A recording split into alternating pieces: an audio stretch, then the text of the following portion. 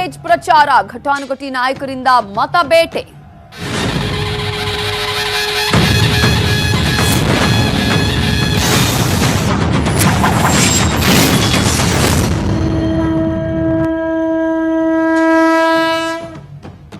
ಮತ್ತೆ ಬರಲಿದೆ ಭಾಗ್ಯಗಳ ಸರ್ಕಾರ. ಈ ತಿಂಗಳ ಅಂತ್ಯಕ್ಕೆ ಭಾಗ್ಯಗಳ ಸರ್ಕಾರ ಬರಲಿದೆ. ಮಾಜಿ ಸಚಿವ ಎಂಬಿ ಪಾಟೀಲ್ ಟ್ವೀಟ್ ಅನ್ನ ಮಾಡಿದ್ದಾರೆ. ಮತ್ತೆ ಭಾಗ್ಯಗಳ ಸರ್ಕಾರ ಬರಲಿದೆ ಅನ್ನುವಂತಹ ಒಂದು ಟ್ವೀಟ್ ಅನ್ನ ಮಾಜಿ ಸಚಿವರಾಗಿರುವಂತಹ ಎಂಬಿ ಪಾಟೀಲ್ ಟ್ವೀಟ್ ಮೂಲಕ ತಿಳಿಸಿದ್ದಾರೆ. ಈ ತಿಂಗಳ ಅಂತ್ಯಕ್ಕೆ ಭಾಗ್ಯಗಳ ಸರ್ಕಾರ ಬರಲಿದೆ. ಇತ್ತೀಚೆಗೆ ಸರ್ಕಾರ ಇದೆಯಾ ಇಲ್ವಾ ಅನ್ನುವಂಥದ್ದೇ ಒಂದು ರೀತಿಯಾದಂತಹ ಪ್ರಶ್ನೆ ಆಗಿದೆ. ಸಿದ್ದರಾಮಯ್ಯ ಮುಖ್ಯಮಂತ್ರಿ ಆಗುವಂತಹ ಎಲ್ಲಾ ಲಕ್ಷಣಗಳಿವೆ ಅಂತ ಹೇಳಿ ಮಾಜಿ ಸಚಿವ ಎಂಬಿ ಪಾಟೀಲ್ ಟ್ವೀಟ್ ಅನ್ನ ಮಾಡಿದ್ದಾರೆ. ಈಗಾಗಲೇ ಡಿಸೆಂಬರ್ 9ರ ವಿಚಾರ ಬಹಳ ಚರ್ಚೆಗೆ ಕಾರಣ ಆಗಿದೆ. ಒಂದಷ್ಟು ವಿಚಾರಗಳು ಕೂಡ ಚರ್ಚೆಗೆ ಬರ್ತಾ ಇದೆ. ಅದರ ಬೆನ್ನಲ್ಲೇ ಈಗ ಎಂಬಿ ಪಾಟೀಲ್ ಅವರು ಮಾಜಿ ಸಚಿವರು ಈ ತಿಂಗಳ ಅಂತ್ಯದೊಳಗೆ ಮತ್ತೆ ಭಾಗ್ಯಗಳ ಸರ್ಕಾರ, ಇತ್ತೀಚೆಗೆ ಸರ್ಕಾರ ಇದೆಯೋ ಇಲ್ವೋ ಅನ್ನುವಂತಾಗಿದೆ. ಸೂಕ್ಷ್ಮವಾಗಿ ಗಮನಿಸಿದ್ರೆ ಮತ್ತೆ ಸಿದ್ದರಾಮಯ್ಯನವರು ಮುಖ್ಯಮಂತ್ರಿ ಆಗುವಂತಹ ಎಲ್ಲಾ ಲಕ್ಷಣಗಳು ಕಾಣ್ತಿವೆ ಅಂತ ಹೇಳಿ ಎಂಬಿ ಪಾಟೀಲ್ ಅವರು ಟ್ವೀಟ್ ಅನ್ನ ಮಾಡಿದ್ದಾರೆ. ಈ ಮೂಲಕ ಒಂದು ರೀತಿಯಲ್ಲಿ ಈಗ ಸಾಕಷ್ಟು ಟ್ವೀಟ್ ವಾರ್ಗಳು ನಡೀತಾ ಇದ್ರೆ, ಇನ್ನೊಂದು ಕಡೆ ಟಾಕ್ ಫೈಟ್ ಕೂಡ ನಡೀತಾ ಇದೆ. ಒಟ್ಟಾರೆ ಡಿಸೆಂಬರ್ 9ರವರೆಗೂ ಕೂಡ ಎಲ್ಲರೂ ಸಾಕಷ್ಟು ಕುತೂಹಲದಿಂದ ಕಾಯ್ತಿದ್ದಾರೆ.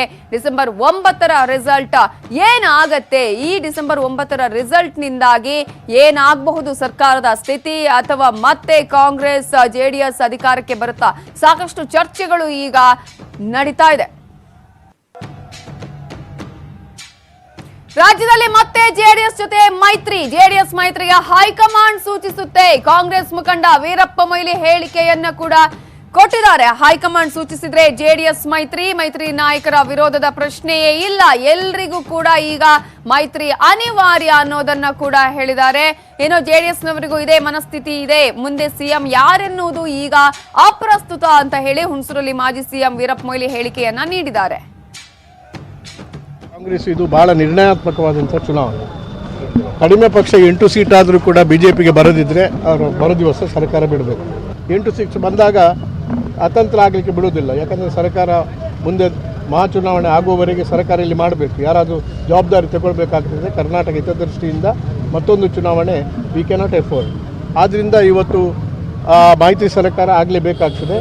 ಯಾಕೆಂದರೆ ನಮ್ಮ ಟಾರ್ಗೆಟಿಗೆ ಇರತಕ್ಕಂಥದ್ದು ರಾಷ್ಟ್ರ ಮಟ್ಟದಲ್ಲಿ BJP ಮತ್ತು ರಾಜ್ಯ ಮಟ್ಟದಲ್ಲಿ ಕೂಡ BJP. ಆದ್ದರಿಂದ ನಮ್ಮ enemies enemy is A friend. ಆದ್ದರಿಂದ ಈ ರೀತಿಯ ಸ್ನೇಹ ಅಥವಾ ಮೈತ್ರಿ ಇನ್ಎವಿಟೇಬಲ್, ಅದು ಅನಿವಾರ್ಯ ಆಗ್ತದೆ. ರೆಡಿ ಪ್ರಶ್ನೆ ಇಲ್ಲ, ಅನಿವಾರ್ಯವಾಗಿ ಅದು ನಡೀತದೆ, ಅದು ವಿದ್ಯಮಾನ ಆಗೇ ಆಗ್ತದೆ. ಯಾಕಂದರೆ ಕಾಂಗ್ರೆಸ್ಸು ತನ್ನ ಕಾಲ ಮೇಲೆ ತಾನು ನಿಲ್ಲಕ್ಕೂ ಕೂಡ ಮೆಜಾರಿಟಿ ಇಲ್ಲ, JDSಗೂ ಮೆಜಾರಿಟಿ ಇಲ್ಲ. ಯಾಕಂದರೆ ನಮ್ಮ ಕಾಮನ್ ಎನಿಮಿ BJP. ಆದ್ದರಿಂದ ಆ ದೃಷ್ಟಿಯಿಂದ ಒಗ್ಗಟ್ಟಾಗುವ ಚುನಾವಣೆ ನಂತರ ಅಚ್ಚರಿಯ ಬದಲಾವಣೆ ಆಗಲಿದೆ. HD ಕುಮಾರಸ್ವಾಮಿ ಹೇಳಿಕೆಯನ್ನ ಕೊಟ್ಟಿದ್ದಾರೆ. ಖರ್ಗೆ ಅವರು ಸಿಹಿ ಸುದ್ದಿ ಕೊಡೋದಾಗಿ ಹೇಳಿದ್ದಾರೆ. ಸಿದ್ದರಾಮಯ್ಯ ನಾನು ಮುಖ್ಯಮಂತ್ರಿ ಆಗುವೆ ಅಂತಾರೆ. ನಾವು ಅಂದುಕೊಂಡಂತೆ ಎಲ್ಲವೂ ನಡೆಯಬೇಕಂತಿಲ್ಲ. ಸಿದ್ದು, ಖರ್ಗೆ, ಮೊಯ್ಲಿ ಹೇಳಿಕೆಗಳನ್ನ ಕೊಡ್ತಾ ಇದ್ದಾರೆ. ಹುಬ್ಬಳ್ಳಿಯಲ್ಲಿ ಮಾಜಿ ಸಿಎಂ ಕುಮಾರಸ್ವಾಮಿ ಹೇಳಿಕೆಯನ್ನ ನೀಡಿದ್ದಾರೆ. ಫಲಿತಾಂಶಗಳಲ್ಲಿ ಎಲ್ಲ ಪಕ್ಷಗಳಿಗೂ ಒಂದು ರೀತಿಯ ಅಚ್ಚರಿಯ ರಿಸಲ್ಟ್ಗಳು ಬರ್ತದೆ. ಒಂದು ಮುಂದಿನ ಭವಿಷ್ಯದ ದೃಷ್ಟಿಯಿಂದ ಈ ಚುನಾವಣೆ ಭಾಳ ಒಂದು ರೀತಿಯ ಸೂಕ್ಷ್ಮವಾದಂಥ ಚುನಾವಣೆ ಅನ್ನೋದು ನನ್ನ ಅಭಿಪ್ರಾಯ. ಶ್ರೀನಿವಾಸ ಪ್ರಸಾದ್ ಅಂತವ್ರು ಮಾತನಾಡಬೇಕಾದ್ರೆ ಹಿರಿಯರಿದ್ದಾರೆ, ಅನುಭವ ಇದೆ. ಸುಮ್ಮನೆ ಚಪಲಿಗೆ ಮಾತಾಡ್ತೀವಿ ಅಂತಕ್ಕಂಥದ್ದು ನನ್ನ ಪಕ್ಷದ ಬಗ್ಗೆ ಮಾತಾಡೋಕ್ಕೆ ಅವ್ರಿಗೆ ಯಾರಿಗೂ ನೈತಿಕತೆ ಇಲ್ಲ. ಅವರು ಅಧಿಕಾರ ಹುಡ್ಕೊಂಡು ಎಲ್ಲಿ ಬೇಕಾದ್ರೂ ಹೋಗ್ತಾರೆ. ನಾವು ಆ ರೀತಿಯೇನು ಹೋಗಿಲ್ಲ, ಯಾರ ಮನೆ ಬಾಗಿಲಿಗೂ ಹೋಗಿಲ್ಲ. ನಾವು BJP ಜೊತೆ ಸರ್ಕಾರ ಮಾಡಿದಾಗಲೂ ನಾನೇನು ಯಡಿಯೂರಪ್ಪನ ಹುಡ್ಕೊಂಡು ಹೋಗಿರಲಿಲ್ಲ, BJP ಪಕ್ಷ ಹುಡ್ಕೊಂಡು ಹೋಗಿಲ್ಲ, ಬಂದವರವರು. ಇವತ್ತು ಕಾಂಗ್ರೆಸ್ ಜೊತೆ ಸರ್ಕಾರ ಮಾಡಿದಾಗಲೂ ನಾವೇನು ಹುಡ್ಕೊಂಡು ಹೋಗಿಲ್ಲ, ಬಂದವರವರು. ನಮ್ಮನ್ನು ಕೊಡೆ ಹಿಡಿಯೋದಕ್ಕೆ ಅವರು ಸಂಕಷ್ಟಕ್ಕೊಳಗಾಗಿ ಅವ್ರ ಹತ್ರ ಕೊಡೆ ಇಲ್ಲದೆ ನಮ್ಮ ಕೊಡೆ ಉಪಯೋಗ ಮಾಡ್ಕೋತಾರೆ. ಡಿಸೆಂಬರ್ 9ರ ನಂತರ ಯಾವ ಕ್ರಾಂತಿಯೂ ಆಗೋದಿಲ್ಲ. ಕಾಂಗ್ರೆಸ್ JDS ನಾಯಕರು ಭ್ರಮೆಯಲ್ಲಿದ್ದಾರೆ ಅಂತ ಹೇಳಿ ಬೆಳಗಾವಿಯ ಕೆಂಪವಾಡದಲ್ಲಿ ಸಿಎಂ BSY ಹೇಳಿಕೆಯನ್ನ ಕೊಟ್ಟಿದ್ದಾರೆ. ಕಾಂಗ್ರೆಸ್ ಮುಖಂಡರು ಪರಸ್ಪರ ಮುಖ ನೋಡ್ತಾ ಇಲ್ಲ, ಮೈತ್ರಿ ಮಾಡಿಕೊಳ್ಳಲಿ, ಅವರಿಗೆ ಬೇರೆ ದಾರಿನೇ ಇಲ್ಲ ಅಂತ ಹೇಳಿ ಸಿಎಂ ಹೇಳಿಕೆಯನ್ನ ನೀಡಿದ್ದಾರೆ. ಯಾವ ಸ್ಟ್ರಾಟಜಿನೂ ಇಲ್ಲ. ನಿಮ್ಗೆ ಗೊತ್ತಿರಲಿ, ಕಾಂಗ್ರೆಸ್ನವರು ಮುಖಂಡರುಗಳು ಪರಸ್ಪರ ಮುಖ ನೋಡ್ತಾ ಇಲ್ಲ. ನಾನು ಹೇಳ್ತಿಲ್ಲ, ಟಿವಿನಲ್ಲಿ ನೀವೇ ತೋರಿಸ್ತಾ ಇದ್ದಾರೆ. ಒಬ್ಬರ ಮುಖ ಕಂಡು ಒಬ್ಬರು ಆಗೋದಿಲ್ಲ. ಆ ಪರಿಸ್ಥಿತಿ ಕಾಂಗ್ರೆಸ್ನಲ್ಲಿರುವಂಥದ್ದು. ಮತ್ತು ಅವರು ಏನೋ ಯಾವುದೋ ಭ್ರಮೆನಲ್ಲಿದ್ದು 9ನೇ ತಾರೀಕು ಆದಮೇಲೆ ಏನೋ ದೊಡ್ಡ ಕ್ರಾಂತಿ ಮಾಡ್ತೀವಿ ಅನ್ನೋ ಭ್ರಮೆನಲ್ಲಿದ್ದಾರೆ. ಅದು ಭ್ರಮೆನೇ ಆಗುತ್ತೆ, ಮತ್ತು ಅವ್ರ ಕನಸು ನೆನಸಾಗೋದಿಲ್ಲ. ಸರ್ ಎಲೆಕ್ಷನ್ ಆದ್ಮೇಲೆ ರಿಸಲ್ಟ್ ಬಂದಮೇಲೆ ಖಂಡಿತ ಮಾಡ್ಕೊಳ್ಳಿ. ಪಾಪ ಅವರಿಗೆ ಬೇರೆ ದಾರಿನೇ ಇಲ್ಲ. ಅವ್ರಿಗೆ ಫಲಿತಾಂಶ ಬಂದ ಮೇಲೆ ನಾವು 3.5 ವರ್ಷ ಅಧಿಕಾರ ನಡೆಸ್ತಾ ಇರೋದ್ರಿಂದ ಅವರು ವಿರೋಧ ಪಕ್ಷ ನಾಯಕನೂ ಬದಲಾಯಿಸುವಂಥ ಸ್ಥಿತಿಗೆ ಬರ್ತಾರೆ. ಪರಸ್ಪರ ಬಡದಾಟ ಜಾಸ್ತಿ ಆಗುತ್ತೆ. ವೇಣುಗೋಪಾಲ್ ಯಾವುದೇ ಶಕ್ತಿ ಇಲ್ಲ ಅಂದ್ಬಿಟ್ಟು ಇನ್ನೊಬ್ಬ ನಾಯಕನ ಆಯ್ಕೆ ಮಾಡೋದು ಡೆಲ್ಲಿ ಅವ್ರಿಗೆ ಅನಿವಾರ್ಯ. ನೋಡೋಣ, 9ನೇ ತಾರೀಕು ಆದಮೇಲೆ ಹಿಂಬಾಗಿಲಿಂದ ಯಾರು ರಾಜಕಾರಣ ಮಾಡ್ತಾರೆ, ಮುಂಬಾಗಿಲಿಂದ ಯಾರು ರಾಜಕಾರಣ ಮಾಡ್ತಾರೆ ನಿಮಗೆ ಗೊತ್ತಾಗುತ್ತೆ. ಮೈತ್ರಿ ಅವಶ್ಯಕತೆ ಬಿದ್ದರೆ ಸರ್, ಒಂದ್ ವೇಳೆ ಮೈತ್ರಿ ಅವಶ್ಯಕತೆ ಪ್ರಶ್ನೆನೇ ಬರಲ್ಲಣ್ಣ. ಯಾರ ಮೈತ್ರಿಯೂ ನಮ್ಗೆ ಅಗತ್ಯ ಇಲ್ಲ. 3 ವರ್ಷ ಸ್ವಂತ ಶಕ್ತಿ ಮೇಲೆ 15 ಜನ MLAಗಳು ಗೆದ್ದು ಸ್ಥಿರವಾದ ಅಭಿವೃದ್ಧಿ ಪರ ಒಂದು ಆಡಳಿತವನ್ನು ಕೊಡ್ತೇವೆ. ನನ್ನ ಗುರಿ ಇರುವಂಥದ್ದು ಇನ್ನು 3.5 ವರ್ಷದ ನಂತರ 150 ಸೀಟ್ ಗೆದ್ದು ಮತ್ತೊಮ್ಮೆ BJP ಅಧಿಕಾರಕ್ಕೆ ತರಬೇಕು. ಆ ಗುರಿ ಮುಟ್ಟಕ್ಕೆ ನಾನು ಈಗಲೇ ಪ್ರಾರಂಭ.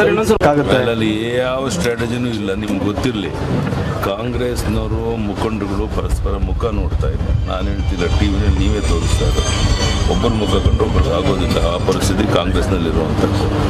ಮತ್ತು ಅವರು ಏನೋ ಯಾವುದೇ ರೀತಿಯ ಸ್ಟ್ರಾಟಜಿ ಕೂಡ ಇಲ್ಲ. ಯಾವುದೇ ರೀತಿಯಲ್ಲಿ ಅವರು ಮುಖ ನೋಡುವ ಪರಿಸ್ಥಿತಿಯಲ್ಲೇ ಇಲ್ಲ. ಇನ್ ಯಾವ ರೀತಿಯಾಗಿ ಮೈತ್ರಿಯನ್ನ ಮಾಡ್ಕೊಳ್ತಾರೆ, ಇದೆಲ್ಲ JDS ಕಾಂಗ್ರೆಸ್ ನಾಯಕರ ಭ್ರಮೆ ಅನ್ನುವಂತಹ ಮಾತನ್ನ ಹೇಳಿದ್ದಾರೆ. ಬೆಳಗಾವಿಯಲ್ಲಿ ಮಾತನಾಡಿರುವಂತಹ CM BS ಯಡಿಯೂರಪ್ಪ ಅವರು ಯಾವ ಕ್ರಾಂತಿ ಕೂಡ ಆಗೋದಿಲ್ಲ, ಈಗಾಗಲೇ ಭ್ರಮೆಯಲ್ಲಿ ಇದ್ದಾರೆ. ನಾವೇ ಪಕ್ಷವನ್ನ, ನಾವೇ 15 ಕ್ಷೇತ್ರಗಳಲ್ಲೂ ಕೂಡ ಗೆದ್ದು ನಾವೇ ಸುಭದ್ರವಾದ ಸರ್ಕಾರವನ್ನ ನಾವು ನಡೆಸ್ತೀವಿ ಅನ್ನುವಂತಹ ಮಾತನ್ನ CM BS ಯಡಿಯೂರಪ್ಪ ಹೇಳಿದ್ದಾರೆ. ಸೊ ಯಾವ ಕ್ರಾಂತಿ ಕೂಡ ನಡೆಯಲ್ಲ ಅನ್ನುವಂತಹ ಹೇಳಿಕೆ ಕೊಟ್ಟಿದ್ದಾರೆ BSY. ಡಾಕ್ಟರ್ ಸುಧಾಕರ್ ಡೀಲ್ ರಾಜ, ನಯವಂಚಕ ಅನ್ನೋದು ಒಂದ್ ಕಡೆ, ಅವರು ಆಡೋದು ದೊಡ್ಡ ಮಾತು, ಮಾಡೋದು ಸಣ್ಣ ಕೆಲಸ. ಚಿಕ್ಕಬಳ್ಳಾಪುರದಲ್ಲಿ ಸಿದ್ದರಾಮಯ್ಯ ಕಿಡಿಕಾರಿದ್ದಾರೆ. 2013ರಲ್ಲಿ ಅಂಜನಪ್ಪಗೆ ಟಿಕೆಟ್ ಸಿಕ್ಕಿತ್ತು, ಆದ್ರೆ ನಾನೇ ಟಿಕೆಟ್ ತಪ್ಪಿಸಿ ಡಾಕ್ಟರ್ ಸುಧಾಕರ್ಗೆ ಕೊಡಿಸಿದ್ದೆ. ಈಗ ತಪ್ಪು ಮಾಡಿ ನಾನು ಪಶ್ಚಾತ್ತಾಪ ಪಡ್ತಿದ್ದೀನಿ ಅಂತ ಹೇಳಿಕೆ ನೀಡಿದ್ದಾರೆ ಮಾಜಿ CM ಸಿದ್ದರಾಮಯ್ಯ.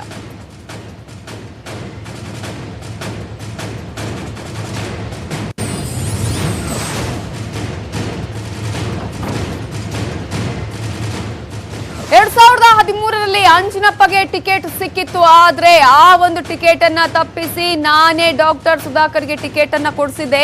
ಈಗ ನಾನು ಮಾಡಿದಂತಹ ಪಾಪಕ್ಕೆ, ಮಾಡಿದಂತಹ ತಪ್ಪಿಗೆ ಪ್ರಾಯಶ್ಚಿತ್ತವನ್ನ ಪಡ್ತಾ ಇದ್ದೀನಿ ಅನ್ನುವಂತಹ ಮಾತನ್ನ ಹೇಳಿದ್ದಾರೆ ವಿಪಕ್ಷ ನಾಯಕರಾಗಿರುವಂತಹ ಸಿದ್ದರಾಮಯ್ಯ ಅವರು. ಡಾಕ್ಟರ್ ಸುಧಾಕರ್ ಡೀಲ್ ರಾಜ, ಅವರು ನಯವಂಚಕ, ದೊಡ್ಡ ದೊಡ್ಡ ಮಾತುಗಳನ್ನ ಆಡ್ತಾರೆ, ಆದ್ರೆ ಮಾಡೋದೆಲ್ಲ ಇಂತಹ ಸಣ್ಣ ಸಣ್ಣ ಕೆಲಸವನ್ನ. ಈಗ ನಾನು ಪಶ್ಚಾತ್ತಾಪ ಪಡಬೇಕಾದಂತಹ ಪರಿಸ್ಥಿತಿ ನಿರ್ಮಾಣ ಆಗಿದೆ ಅಂತ ಹೇಳಿದ್ದಾರೆ.